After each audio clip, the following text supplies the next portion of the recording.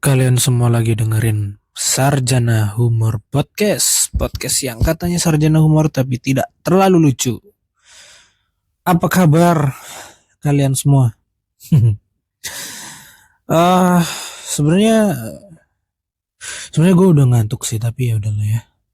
Orang nggak harus keluar rumah juga, jadi ya effortless banget bikin podcast tuh. Dan emang gue seneng juga. Sorry sorry. Gue coba untuk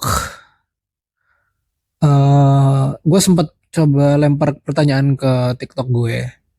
Karena gue tuh salah satu orang yang emang males banget dengerin debat capres dan cawapres. Jadi gue coba untuk lempar pertanyaan followers TikTok gue, terutama itu pilih siapa di pilpres dan alasannya apa. Gue minta teman-teman untuk share di kolom komentar TikTok gue. Tapi eh kayaknya eh kadang gini ya, nggak tahu kenapa. Kalau lu mencerminkan lu itu sebagai A, lu akan di ditemenin sama orang-orang yang mirip-mirip sama lu. Jadi emang kayaknya followers gue juga mencerminkan siapa gue. Ternyata followers gue juga kayaknya nggak peduli banget sama debat capres. mungkin karena mungkin karena masih uh, Gen Z ya. Jadi maksudnya ya mereka fokus masih cari kerja gitu daripada ngurusin pilpres. Tapi kalau kalian punya pendapat atau kalian pengen share, kalian milih nomor siapa, gak apa-apa. Gue akan dengan senang hati, tapi kalau boleh tahu sekalian alasannya supaya gue ngerti kenapa kenapa kalian pilih itu. Bukan karena hanya slogan saja, ngapain? Jadi gue pengen kalian milih milih di tanggal 14 Februari itu karena kalian tahu yang kalian pilih siapa, kalian tahu apa programnya. Jadi kalau memang pilihan lu yang jadi kan lu bisa tagih kalau memang programnya itu nggak dilaksanakan, paham nggak maksud gue? Jadi lu mesti paham programnya, lu mesti paham arahnya mau dibawa kemana. Ini negara kalau uh, programnya nggak jalan, lu punya hak lebih karena lu tuh punya hak lebih untuk berpendapat atau bersuara soal penagihan program dan janji mereka karena lu pemilih mereka gitu. Ngerti nggak? Ya gitulah. Semoga kalian paham. Karena gue agak ngantuk, sumpah. Tapi gue coba untuk, jadi gue take podcast ini di tanggal 10 Februari di mana uh, hari terakhir paslon-paslon itu berkampanye. Jadi gue coba untuk uh, cari berita yang soal kampanye hari ini ya. Kalau banyak yang nanya, kok lu nggak nyari berita dari awal sih? Enggak. Supaya gue tahu sebenarnya sebenarnya gue supaya spontan aja untuk menilai berita itu. Jadi gue biasanya ambil mic dulu, baru gue nyari berita atau malah kadang take dulu gitu. Kayak ya opening aja dulu. Ntar beritanya apa ya kita tinggal cari gitu sih. Jadi emang gue coba untuk senatural mungkin di sini. Senatural mungkin tuh maksudnya ya gue gabut ngapain ya bikin podcast gitu. Jadi kalian jangan menganggur. Kalau memang kalian belum dapat kerja ya ngapain kayak gitu. Ya lu hidup kan cuma dipaksa untuk bergerak doang, nggak dipaksa untuk sukses sebenarnya. Anjing, tinggi banget omongan gue. Tapi kurang lebih seperti itu. Ini kenapa ya sinyalnya? Duh, belin banget.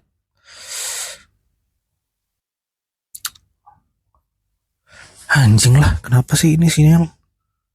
Halo.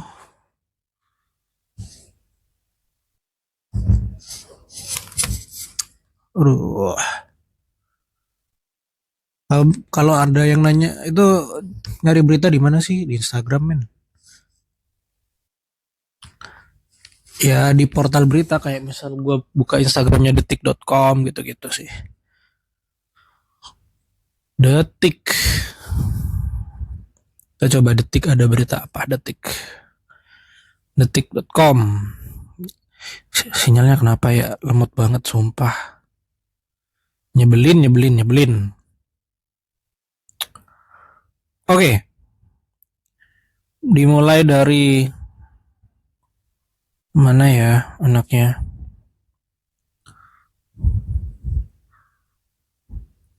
Ini nih.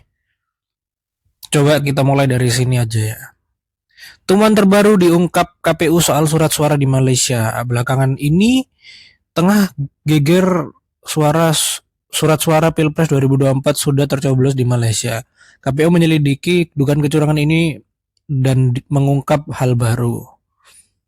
KPU menyebut terdapat 1.972 surat suara yang dicoblos orang yang tak berwenang. Informasi tersebut diperoleh dari PPLN Kuala Lumpur. KPU kini masih mendalami lebih lanjut soal hal ini. Anggota KPU Idam Kolik menyebut KPU harus menunggu informasi dari Panwaslu LN Kuala Lumpur. Sebenarnya ya, secara ideal karena Jokowi itu udah habis masa jabatannya karena maksimalkan 2 kali. Gua rasa tuh beda kayak 2019 ada oposisi dan petahana. Harusnya di pemilu tahun ini tuh nggak ada tuh yang namanya petahana, semuanya oposisi, semuanya pengen hal baru. Tapi orang ngeframingnya 02 tuh masih petahana karena Pak Prabowo-nya masih Menhan, Gibrannya anaknya Pak Jokowi. Gue rasa harusnya tuh mulai lepas lah dari bayang-bayang Pak Jokowi. Kalian tuh anjing si sopan bilang kalian. Tapi harusnya mereka anjay. Mereka tuh eh harusnya bebas aja gitu. Mau nyela pemerintahan Pak Jokowi oke, mau nggak nyela pun oke, mau memuji pun oke, mau nyela lagi pun boleh. Karena nggak ada petahana. Jadi perangkat negara eh, yang digunakan untuk penyelenggaraan pemilu ini harusnya berdapat diminimalisir untuk membela salah satu pihak karena 3 paslon ini adalah menurut gue paslon baru jadi nggak ada tuh petahana menurut gue nggak ada nggak ada calon yang asalnya dari pemerintahan yang me, apa ya mempertahankan kredibilitasnya yang sudah ada di pemerintahan. Menurut gue nggak perlu karena menurut gue udah kalian bebas aja mau nyela satu sama lain mau nyela sono sini terserah. Terus kalau KPU dan Bawaslu menurut gue kalau emang ada kecurangan dari kubu mana lu bisa selidiki kok. Kalian udah nggak ada petahana kalau emang konteksnya kalian takut sama petahana. Gak ada ini tiga-tiganya tuh orang asing lagi di kancah pilpres. Oke Pak Prabowo itu Menhan Pak Mas Gibran anaknya Pak Jokowi. Tapi kan mereka dalam hal ini nggak petahana karena bukan presiden sebelumnya gitu. Kecuali di jabatan pertama Presiden A menang, terus di jabatan keduanya si Presiden A nyalon lagi ya itu petahana. Itu petahana. Toh di antara 3 paslon itu kan belum dapat hak untuk mendapatkan pas pampres karena sama-sama belum presiden ya udah coba Jokowi di jabatannya di pemilunya dia yang periode kedua memang di pas pampres karena selain dia calon presiden dia juga masih menjabat sebagai presiden dan itu petahana benar kan gitu aja ya indikasinya ada pas pampresnya nggak sih nggak ya cuma pengawal ya udah tapi kan bukan murni pas pampres yang ditugaskan gitu kan enggak jadi memang sama-sama oposisi jadi nggak perlulah untuk untuk nahan diri takut sama pihak-pihak yang apa ya, yang dirasa masih petahana padahal nggak ada. Karena kalau KPU merasa ada yang curang, sikat bro, sikat aja. Karena nggak ada yang di petahana. Lu dulu kan kalau misal mau nyikat orang kan masih takut karena ada petahana gitu. Karena lu masih jadi salah satu perangkat yang digunakan pemerintahan. Nah sekarang tuh nggak ada yang di pemerintahan, nggak ada. Lu mau sikat sikat aja anjir. Kenapa takut? Sikat lah, nggak apa-apa. Masalahnya habis ini nih pemilu 14 Februari. Gua nggak, gua nggak menyarankan lu untuk golput. Gua nggak akan ngajak lu untuk golput. Tapi gue secara pribadi kayaknya nggak nyoblos, itu aja. NU Muhammadiyah serukan pemilu damai. Enggak sih, ini standar lah. Pemilu ya memang harusnya damai. Kenapa harus diserukan? Penyeruan tuh harusnya untuk hal-hal yang memang melawan gitu loh. Sifatnya kayak kami menyerukan penangkapan ikan menggunakan pukat harimau bla bla bla. Itulah. Kami menyerukan apa namanya? Tidak menangkap lagi orang hutan karena populasinya itu. Kalau pemilu damai harus memang damai.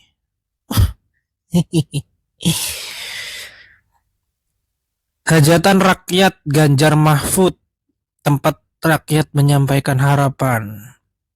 Hajatan rakyat Ganjar Mahfud, tempat rakyat menyampaikan harapan. Kampanye pamungkas Ganjar Mahfud akan digelar dengan acara hajatan rakyat di Solo dan Semarang pada tanggal 10 Februari 2024.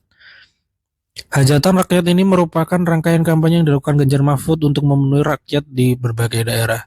Puluhan ribu pendukung datang dari Medan, Manado, Sidoarjo, wow, jauh juga ya, Cirebon, Jogja, hingga di GPK. Mereka ingin bertemu langsung Ganjar dan Mahfud untuk menyampaikan aspirasi dan harapan. Ganjar Mahfud menang, hajat rakyat dipenuhi.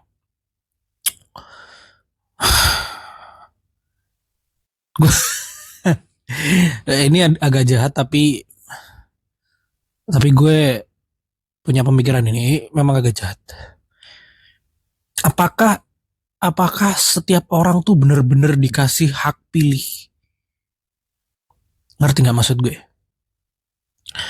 Memilih itu tuh ada argumentasi meskipun secara umum pilihan lu tuh dirasa kurang tepat atau logika lu kurang tepat, tapi kan ada alasan itu loh. Orang mau berpikir kenapa dia memilih seseorang.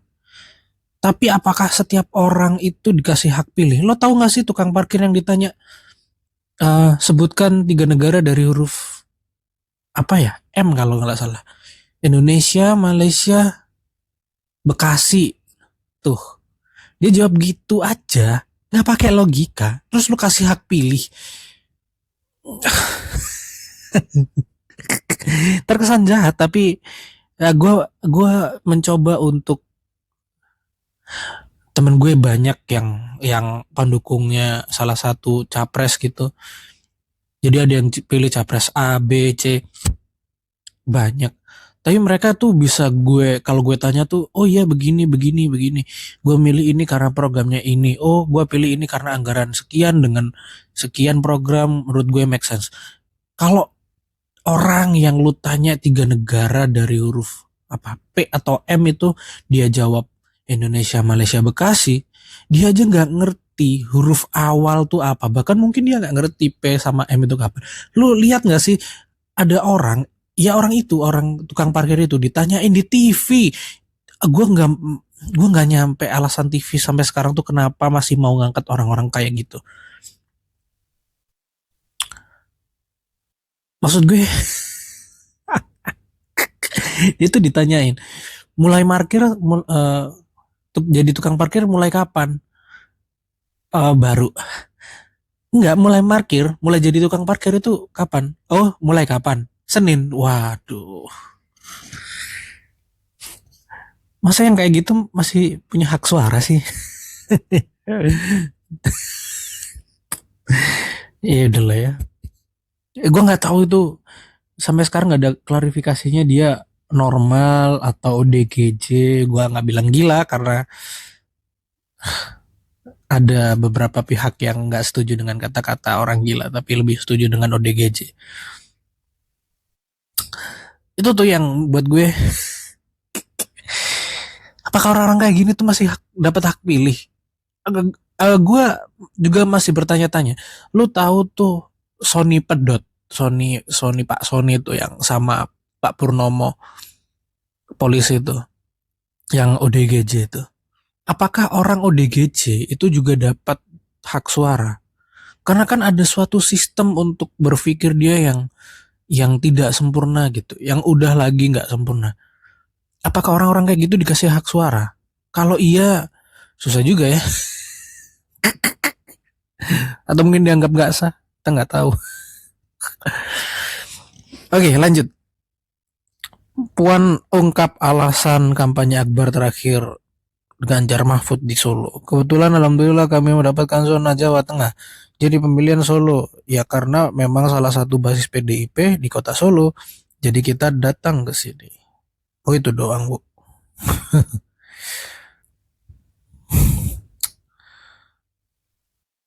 Oh mana ya?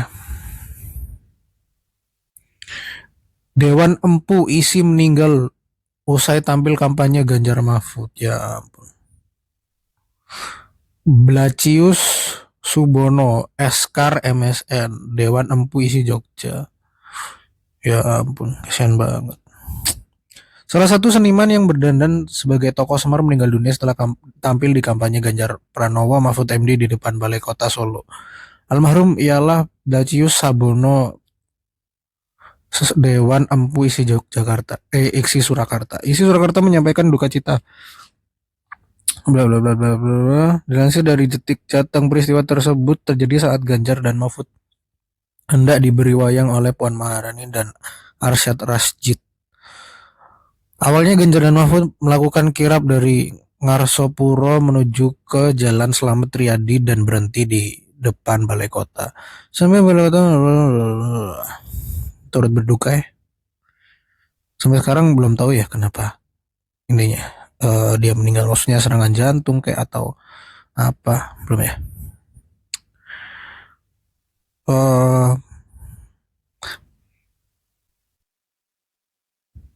Next.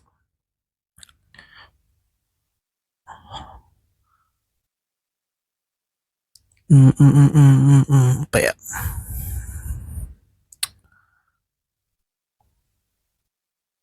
Program nyata makan siang dan susu gratis untuk anak-anak dan ibu hamil. Paslon nomor 2 Prabowo Gibran berjanji akan memberikan makan siang dan susu gratis untuk seluruh anak Indonesia jika menang di Pilpres 2024. Captionnya typo nih. Ika bukan jika. Bahkan ibu hamil dan balita pun akan diberikan bantuan gizi oleh pasangan yang mengusung keberlanjutan ini.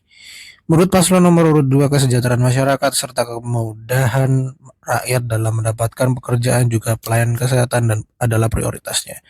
Semuanya prioritas menurut gue. Cuma mana yang paling menonjol untuk diselesaikan dulu. Nah, kenapa ada Bear Brand? Oh, sponsor ya? Atau gimana? Tiba-tiba ada postingannya Bear Brand di detik.com. Pada kesempatan yang sama, Ahmad Dhani bicara sempat mengajak Titi Soeharto bernyanyi lagu berjudul Kangen. Ini konteksnya lagi kampanye yang di GPK ya, 02. Yes, kita akan bernyanyi bersama calon ibu negara kita. Ya ampun. Emang kalau udah kalau Prabowo jadi Titi Soeharto jadi ibu negara. Kata Ahmad Dhani sambil menghampiri Titi.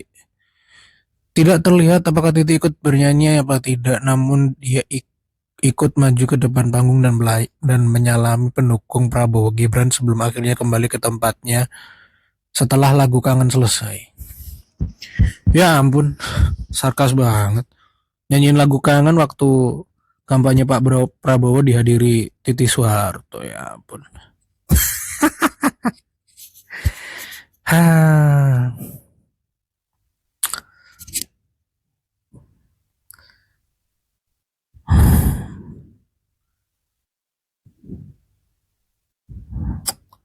Next. Ini yang paslon 01 mana ya? Tuh nggak ada. Kita cari berita 01. Mana 01? Tapi kemarin di DBL Surabaya apa?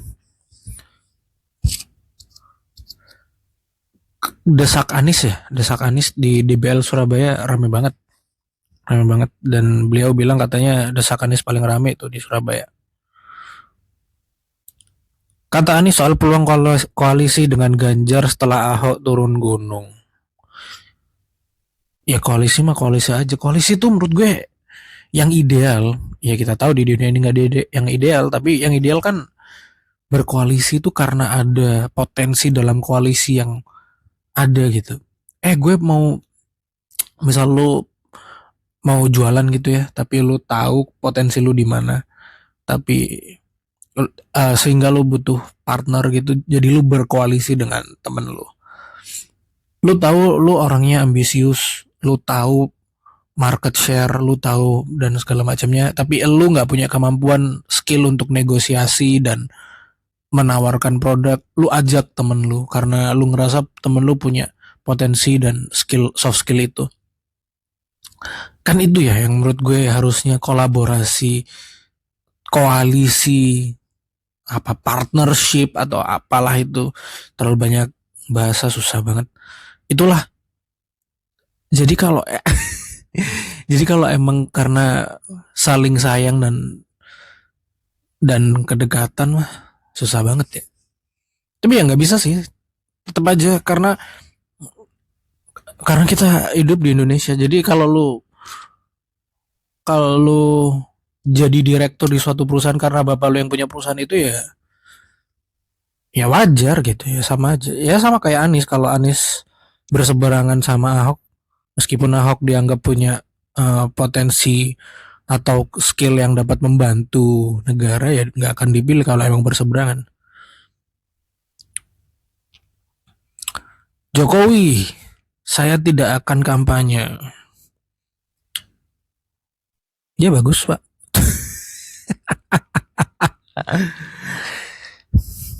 Menurut gue udahlah. Menurut gue gimana ya? Kadang orang pensiun tuh emang nggak bisa diem men. Bokap gue tuh pensiun. Umurnya sekarang 59, beliau pensiun umur 55 kalau nggak salah. Umur 54 dia udah menyiapkan masa pensiunnya. Jadi emang dia buka usaha A, usaha B, usaha C supaya setelah dia benar-benar pensiun dari pekerjaannya dia masih ada kegiatan yang harus diurus. Tapi meskipun seperti itu tidak ada yang berhasil. Sotoy soalnya anjing. Oke. Next. Apa ya? Di balik Anies Baswedan yang tak menyerang di debat kelima, emang ya? Ungkap Caimin, ya karena lebih penting tema-temanya yang penting daripada serangan. Gue udah bilang ya nggak perlu sebenarnya debat tuh, ngapain? Buang-buang waktu dan duit.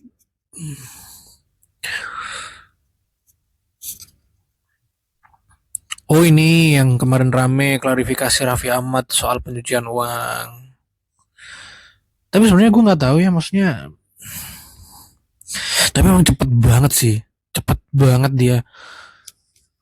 Ya memang gue tahu dia berkarya dari jadi artis tuh dari tahun 2000-an, tapi akhir-akhir ini tuh cepet banget men, lu ngerti? Tapi emang di perusahaannya tuh disuntik dana sama MTech. Jadi cepat banget tuh growth-nya si perusahaan Rans tuh. Tapi gue nggak ngerti ya. Tapi terlalu cepet.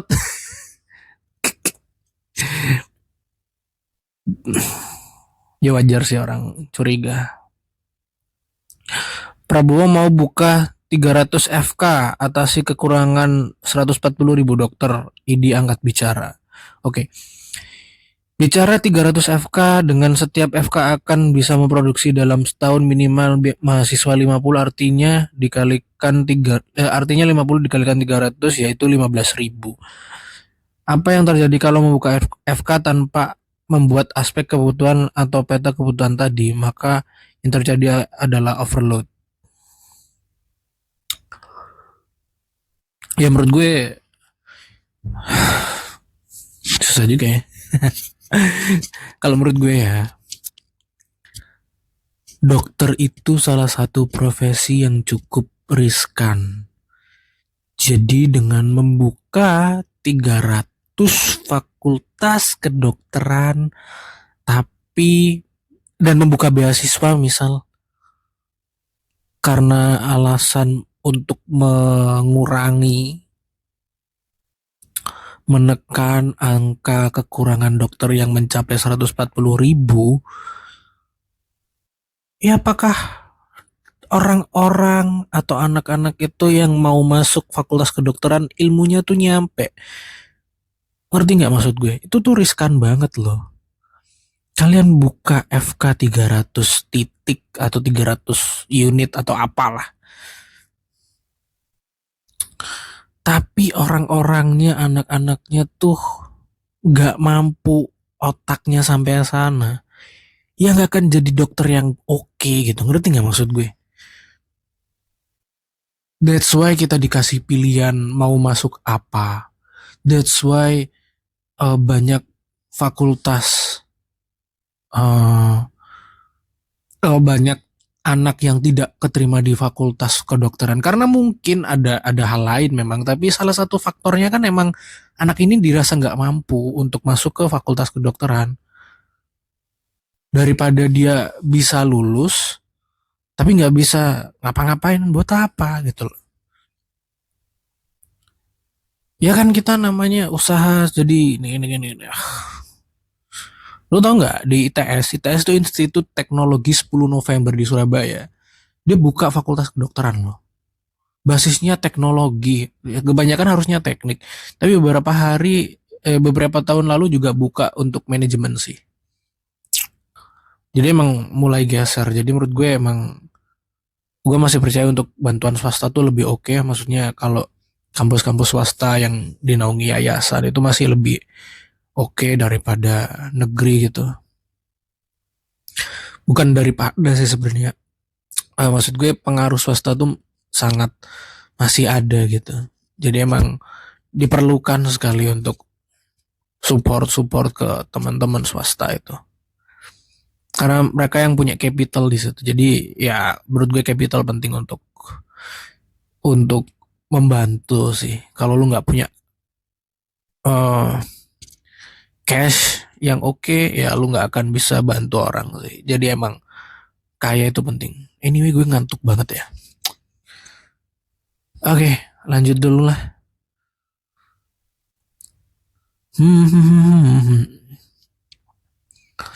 Indonesia juara AFC Asian Cup 2023, menang dramatis dari Jepang. Ya ini hasil dari banyaknya main game ya. Ternyata ada dampak positifnya. Insyaallah.